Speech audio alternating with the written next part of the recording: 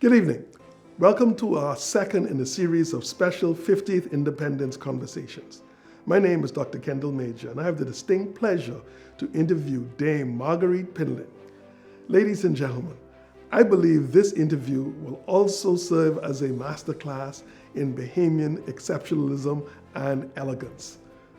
On July 16, 2023, as a part of the 50th anniversary of independence, Bahamas Faith Ministries hosted a special Jubilee worship service. This event was sanctioned by the National 50th Independence Secretariat. We honored 15 signatories of the 1973 Constitution. And as you would expect, the husband of Dame Marguerite, Lynden Oscar Pindling, our first Prime Minister, was honored posthumously. In preparation for this special service, I had the delight to interview Dame Marguerite at her home. Dame Marguerite is not only the widow of our first Prime Minister, she is an extraordinary accomplishment in her own right. She was honored for her contributions by Her Majesty Queen Elizabeth II, being named Dame Commander of the Most Distinguished Order of St. Michael and St. George. She received the honor for community service and her work in charity and politics. Having served previously as Deputy to the Governor General, Dame Marguerite was sworn in as the 10th Governor General of an independent Bahamas. This honor also resulted in Dame Marguerite receiving her second designation as Dame Commander for her work once again in politics and charity. She served as chairperson for the fundraising committee of the Bahamas Red Cross Society and was the moving spirit behind the panel's unprecedented success. Dame Marguerite is one of 11 children born to Long Bay Keys, Andros. Now to the interview. Hi, Dame Marguerite. So nice to see you again. We are delighted that you're able to have us over to speak with you.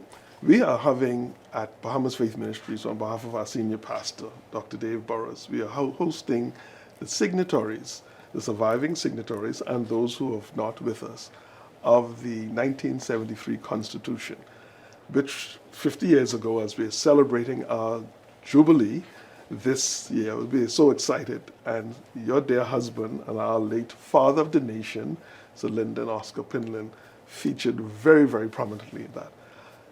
50 years later today, thank you for having us to speak with you today.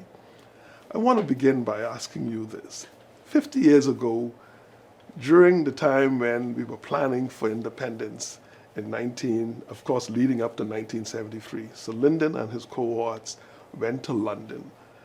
And I was told it was Marlborough House on a wintry December in 1972, planning the building of a nation. What was the mood like in our country at the time? Excitement. It was, I bet it was. Of things to come, not knowing what was coming, but the mere fact that they heard that we were going to become an independent nation. Yes. Everyone was excited, looking forward to the day. The mood in the country was jubilant. Mm-hmm. It doesn't take much for Bahamians to become excited, and so they were really ready for what was to come. Yes. But it was a long journey to Marlborough House. We were there, us wives were there in a supportive role. We weren't there in any particular role. So you did travel with him, and you all were in London at the time. Yes. Very good. The final steps. Because he's been traveling to London for the party all during his time, ever since 67. But it was an exciting time. And I could remember the one exciting time for us wives that we were taken to Chequers. That's the country home of the Prime Minister by Mrs. Callahan. I think she was the wife of the then Prime Minister. It was very exciting. I can't remember everything, but it'll come to me, I guess, as we go on. But it was really an exciting time, and we were certainly looking forward to that day. Fast forward, on return, as the preparations became more prevalent and exciting, we were all over the place learning the national anthem. As you probably know, or I don't know whether you know, that the late Timothy Gibson had written several. Absolutely. And several versions of it. Several versions of it. Yeah. And I don't know, Bahamians, we just felt that the one that we sing now is the one that we wanted in advance. And so I could remember going to A.F. Adderley's auditorium every evening to practice. I see. Lift up, my son Les used to say, lift up your head, children. Lift up your head to the rising sun. And do you know, 50 years later, our Bahamians still just can't get it right. So we sing it wrong? The wordings. Yes. The road you trod is lead unto your God. We said, the word you trod leads unto your God. I said, I could kill you. The late Timothy Gibson is right there saying, sing it and sing it fast. Don't drag it. Don't drag it. And don't butter it up. All these renditions. Yes. One rendition. One rendition, yes. Yeah. It's a march on Bahama. It's a Bahama march. It ain't one you could drag and corn on that. And it's serious business, and I take it very seriously. Very good, very good. I had an opportunity to visit also with Sir Arthur, one of the signatories, and he spoke of how collegial and civil the entire experience was among both opposition and government members at the time. Did the wives also share that same civility and family-like atmosphere? Yes. They did. Huh? And those who didn't want to share it later for them. Because we were on our way. But you have to remember, Doctor, that that group of men were friends. Yes. They were all Absolutely. scholars from the government high school. They were friends, and they all wanted the same things for their Bahamas. I noticed you emphasized the government high school. Not the one you have today. If over here is me, we're going to interject. But they wanted the same things. Yeah. Only some wanted it faster than others. Understood. And those who couldn't wait jumped ship. But we look back today and we give thanks to a good and gracious God. Hasn't he been? Yes. Who has brought us. But as a matter of fact, before we became officially independent, Bahamas was self-government. We were self-governing from 1964. Absolutely. A colony, but self-governing colony. Right. Absolutely. We just wanted to make it official Yes. on the 10th day of July 1973. But it was an exciting time. The wives, we got on very well together. There was no need for rancor. I mean, for what? For what? We were building a country. We're building a country. Yes. And I keep telling them, God used the instruments that was available to him at the time. Yeah. It happened to have been the Progressive Liberal Party. So what are you going to be angry about? Yes. God sets up and he takes down. And when he was ready, it was time. But we worked together. We worked together in harmony. And like I said, they all wanted the same thing. Pindling and Wallace were like two peas in a pod. Very close. They might have fought on the floor of the House of Assembly, but don't pay no attention to that. When they're outside, they're buddies, Yes. And like I said, they wanted the same things for our country. And thanks be to God, we got where we want to be, but where we used to be. How's that? I'm telling you, great odds. Right on. Absolutely. So that experience from December to July, that had to have been exciting. Yes. You made a promise to the people, and now we are delivering it, and we are emerging into independence. What was that like? Yeah. I tell you, exciting. Yeah. It was an exciting time in the country. It was like Christmas every day. Yeah, every day. Every day, and you didn't know why, but you were feeling this way, and you've taken it on the words of your leaders that it's going to be all right. We want you to believe in us, have faith in us, and it's going to be all right. And it was all right. It was a brand new experience that night on Clifford Park. You had to have been there. I talk about it and I feel it right now. You feel it, yeah. It was a wonderful, wonderful evening. Arthur, getting back to Arthur Folks, they were all the signatories to the Constitution.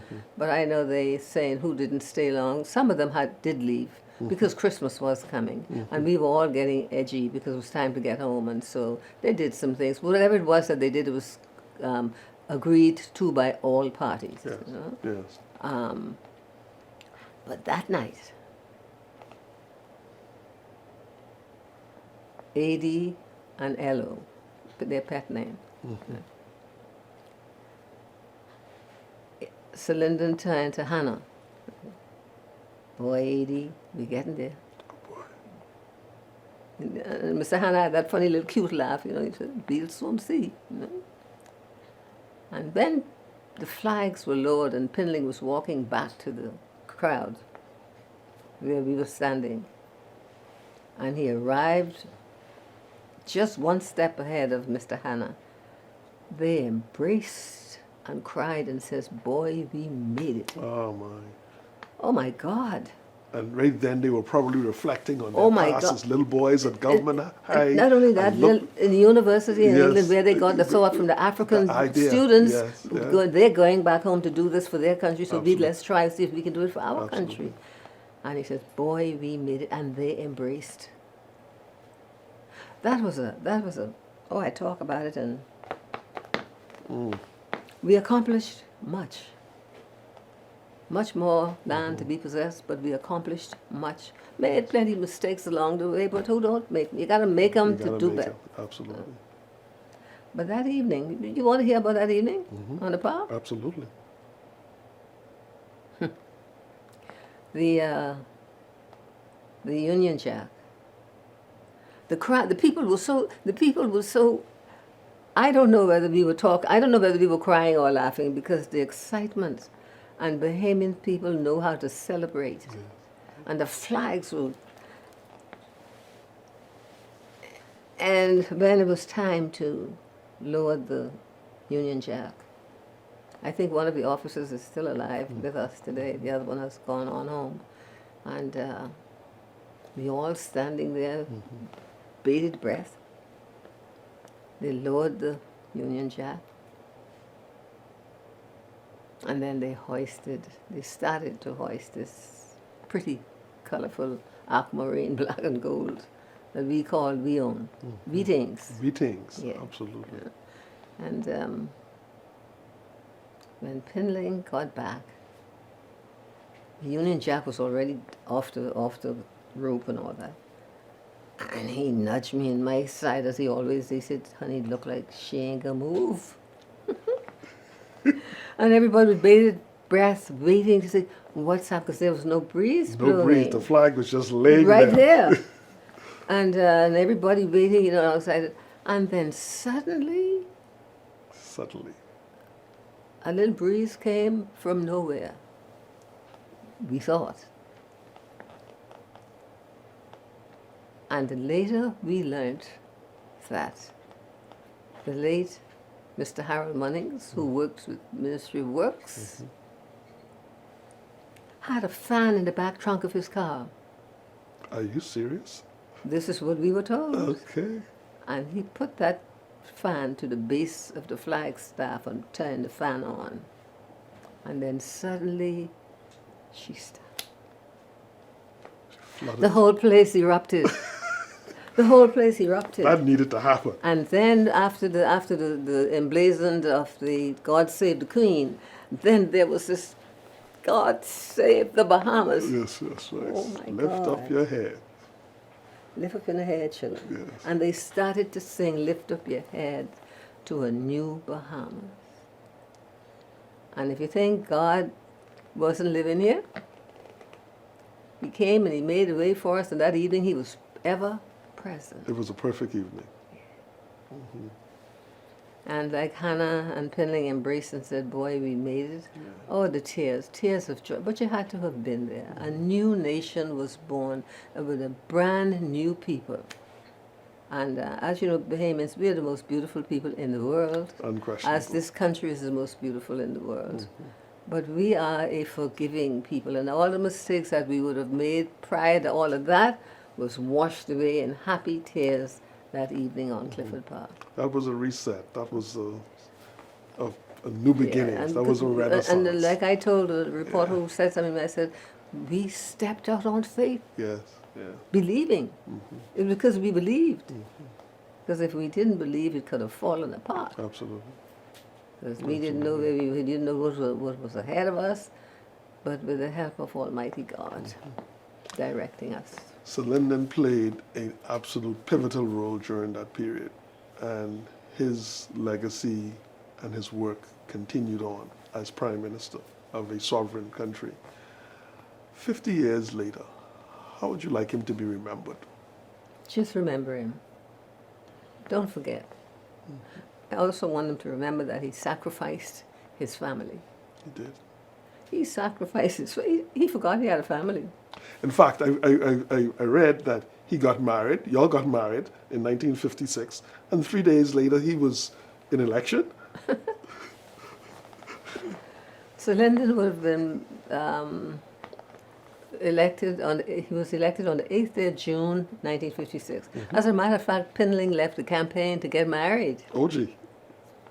Pindling left the campaign to get married, and we went to Miami. As a matter of fact, we flew to West End, Grand Bahama, to Pete Gregory.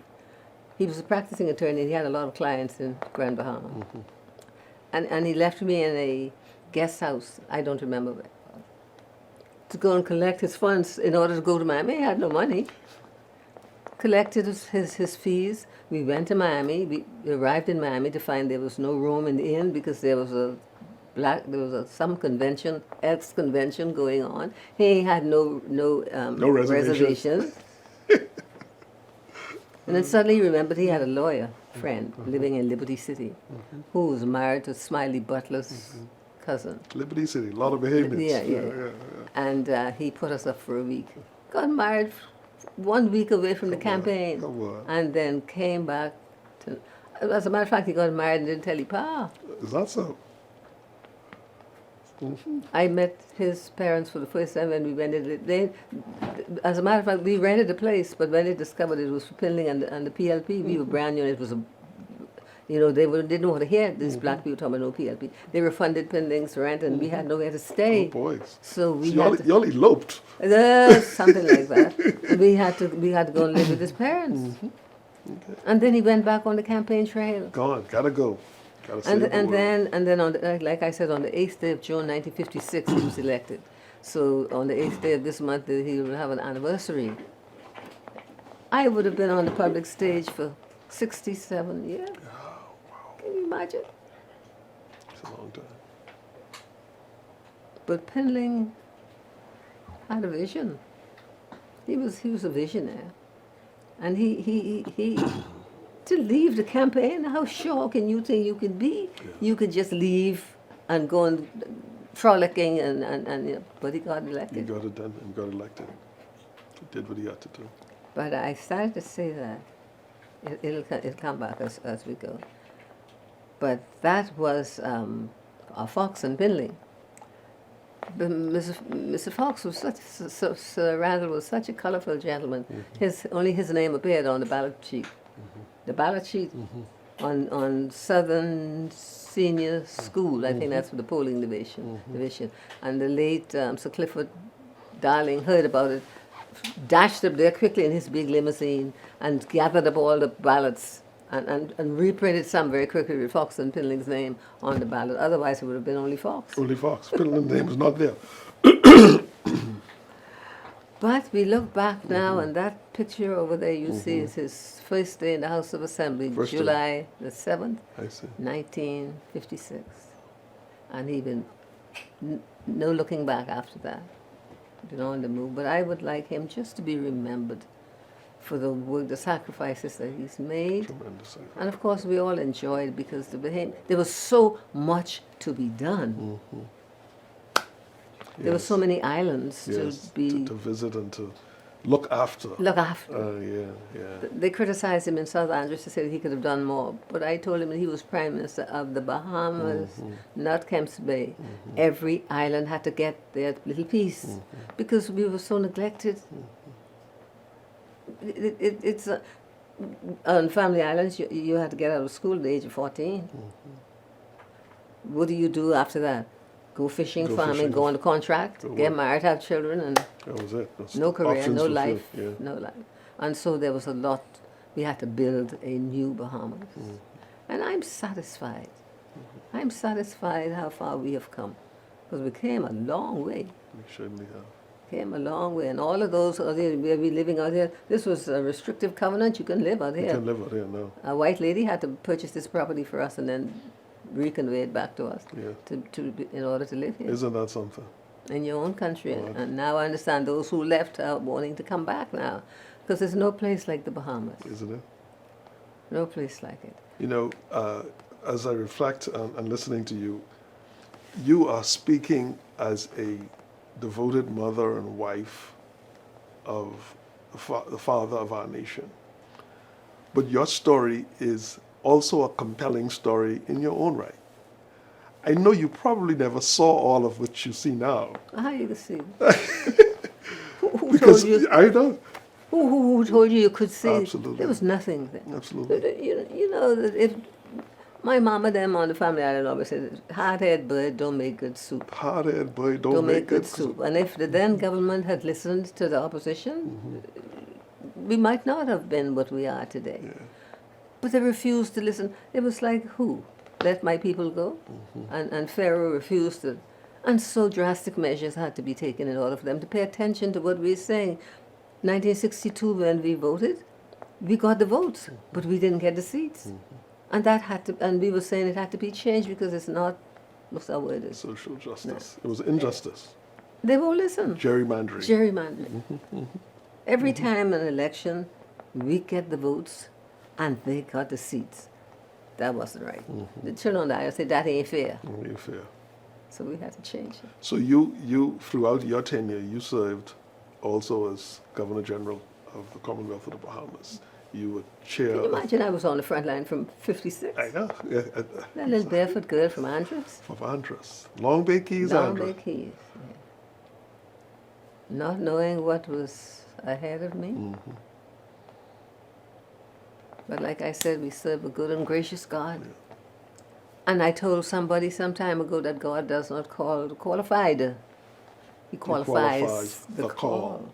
Show up, step up. This is the call. This is the call. I think that's a good place to end. But I want to just say thank you so much for your We finished your already? Well, we could continue No, to talk, no. but yeah, I just wanted to end by asking you one final question, and that is, your story and Sir Lynden's story is parallel in many respects, and because you were one, and he has now passed on. You're still with us. How do you want? What do you see for this country over the next 50 years? But I just want to say a little bit more about my dearly departed. You know. He told us he was dying, but of course his wife, being the hard-headed Andros girl she is, didn't pay any attention. My children are telling me today, Mommy, you weren't listening. Daddy told you, but you wouldn't listen. But I am very pleased and satisfied and gratified for the work he has done in this country, for the role he's played and what he has done for his Bahamian people. He brought us a mighty long way. And it was because of his steady hand and of course with the guidance of a good God that he was able to accomplish all the things that we have accomplished in the Bahamas. He was a good man. He was a good father. First and foremost, he was a Christian gentleman. Hallelujah. I discovered that when he came out of Johns Hopkins in 1996, when he informed me that he wanted to go back to his church. Here I am thinking he was saying, Marguerite, I want to go with you to St. Agnes. The church that his ma carried him to when he was a little boy at the age of 5.